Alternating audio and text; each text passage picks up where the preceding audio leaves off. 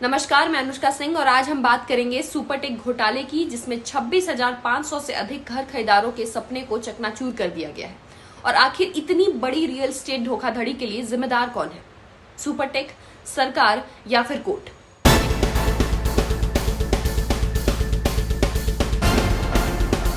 ये घोटाला और कहीं नहीं बल्कि राष्ट्रीय राजधानी क्षेत्र यानी एनसीआर में हुआ है, जिसमें नोएडा, ग्रेटर नोएडा और गुरुग्राम की कई परियोजनाएं शामिल हैं। इको विलेज, हिल टाउन, अप कंट्री और नॉर्थ आई जैसी योजनाओं को 10 साल से भी अधिक समय हो चुका है और सुपरटेक ने खरीदारों से 90% तक का पेमेंट पहले ही ले लिया है, लेकिन घर अब तक नहीं दिया।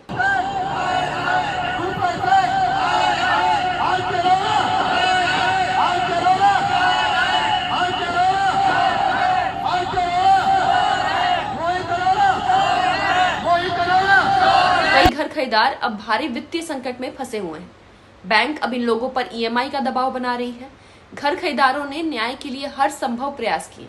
रेरा, एनसीएलटी और कोर्ट में भी अपील की गई है, लेकिन सुनने वाला कोई नहीं है। और जो कि इन्होंने बोला कि 2014 में हम आपको दे देंगे, और मैं दिल्ली में रहती थी, मैं नौकरी करती थी और मैंने उसी हिसाब से अपना फ्लैट बुक करवाया कि मुझे 14 में मिल जाएगा। कि मेरा 14 में मिलने के बाद मेरा जो बैंक से मैंने लोन लिया था वो मेरा रेंट बच जाएगा और मैं वहाँ जाके शिफ्ट हो जाऊँगी।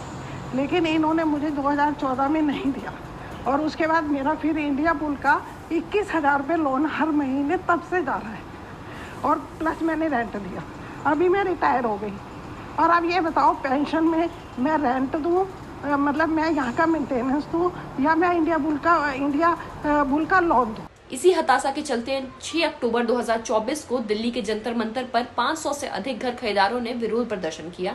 ये खूब पैसा वहाँ से बना रहे हैं। आज तक हमारी सोसाइटी का मेन गेट तक तैयार नहीं हुआ है। आप एक बार सोसाइटी में देखेंगे, न सरकारी पानी है, ये ज़मीन से पानी लेते हैं, कोई सरकारी बिजली नहीं है, अपनी रेट्स पे बिजली देते हैं ये, और 28 रुपये यूनिट तक ये देते हैं एक यूनिट का, और 8 रुपये हम बिजली का पैसा दे रहे हैं डेली का। रेरा से हमारे केस की ऑर्डर भी आ गया कि हमारे उसमें आया कि बिल्डर को हमारे को ओसी और सीसी के साथ रजिस्ट्री करवानी है, जो कि अभी तक नहीं हुआ है। पिछले साल हमारा ऑर्डर आ गया था, हमने एग्जीक्यूशन के लिए डाला। अब जब रेरा की वेबसाइट पर जाकर अपना स्टेटस देखते हैं तो उसमें बोलता है कि एनसीएलटी के आपके वहाँ पे आपको उनसे कॉन्टैक्ट करना पड़ेगा, रेरा के बस का नहीं है ये।